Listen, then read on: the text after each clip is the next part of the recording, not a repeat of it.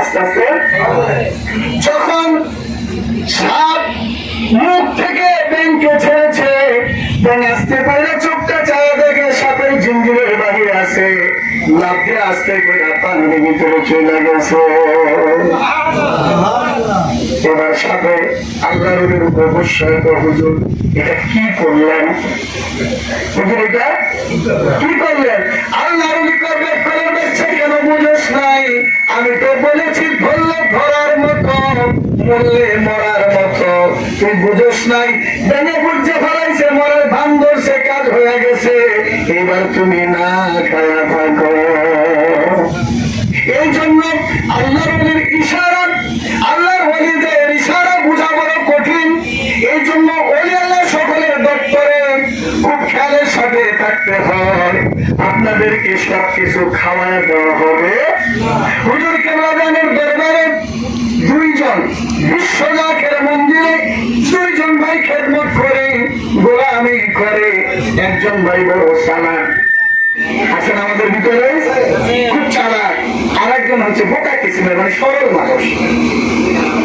এখন যিনি চালাক সে বলতেছে, হুজুর কেবলাদান থেকে বলতেছে, বাবা আমি খেয়াল করেছি আপনি আমার এই সোজা ভাইটারে বেশি আদর করেন, আমারে বেশি আদর করেন না। আমি খেয়াল করছি হুজুর আপনি ওরে খালি আদর করেন। জান বাবা দেখা যাবে। এরপরে পরের দিন হুজুর কেবলাদান ডাক দিলেন, ডাক দিয়ে ওই যে চালাক ভাই আছে তারা ডাক দিয়ে বলছেন, বাবা ওই যে গোয়ালে একটা উট আছে, কি আছে?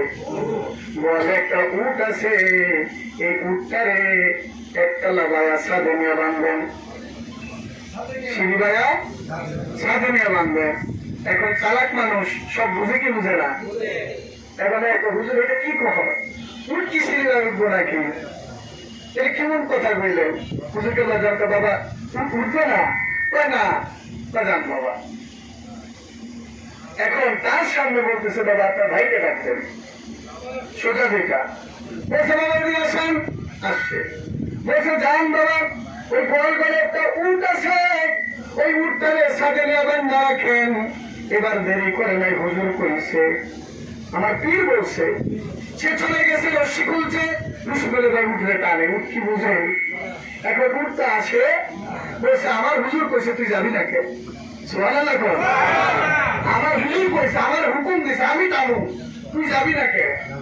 এবার হুজুর কেবলাদান বললেন, বাবা উঠ বাঁধেন, উঠ বাঁধেন। এবার আসেন, আসার পরে বলতেছে, বাবা কি বুঝলেন?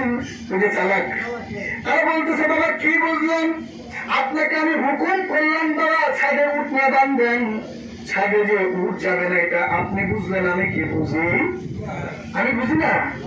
বলছে বাবা আমি বুঝি, এখন আপনাকে আমি হুকুম দিলাম, আপনি তো হুকুম মানতে পারলেন না, আপনি দিমাগ খাটাইলেন যে উঠ আবার ছাদে যায় কিভাবে? কারণ আমি ওকে বলছি, ও জানে যে উঠ ছাদে উঠবে না, ও জানে কি উঠ ছাদে উঠবে না, কিন্তু ওর কথা হচ্ছে আমার হুজুর বলছে, আমি হুকুমের দাবিদারিত্ব করলাম, হুকুমের বলে আমি কোনো উঠবে কি উঠবে এটা আমার দেখার বিষয় না, আমার বিষয় উঠকে তাই না, আমার বিষয় হচ্ছে উঠকে আমার নিয়ে এসেছে, আমার হুজুর বসে আমি খাবো।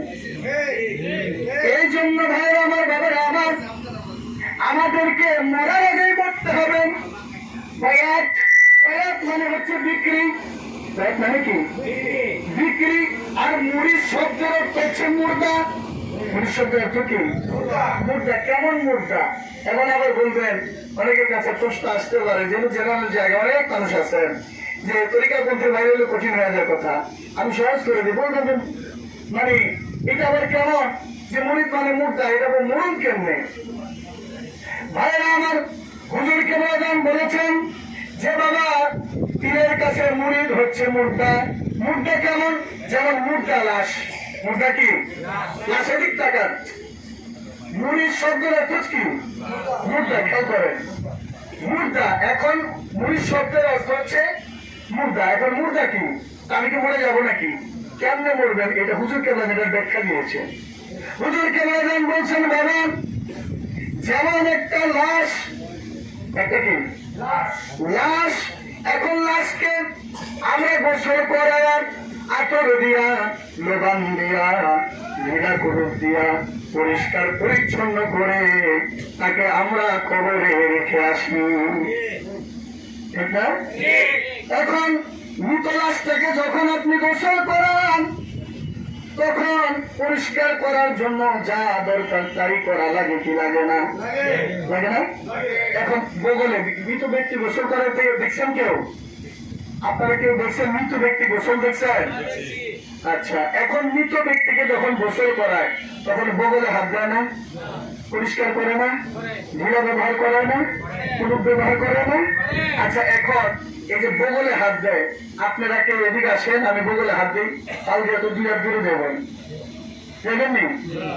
অনেক মানুষ আছে আপনি হাত দিলেই তো দিব, তো ভাই আমার সুরসুরি বেশি, কথা বুঝতেছেন?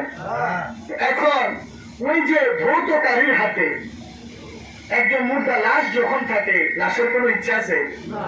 লাশের কোনো ইচ্ছা নাই। লাশ করে যেমনি মনে হচ্ছে অঙ্গ পরিষ্কার করো, আমি আমার মালিকের বাড়ি যাব, আমি আমার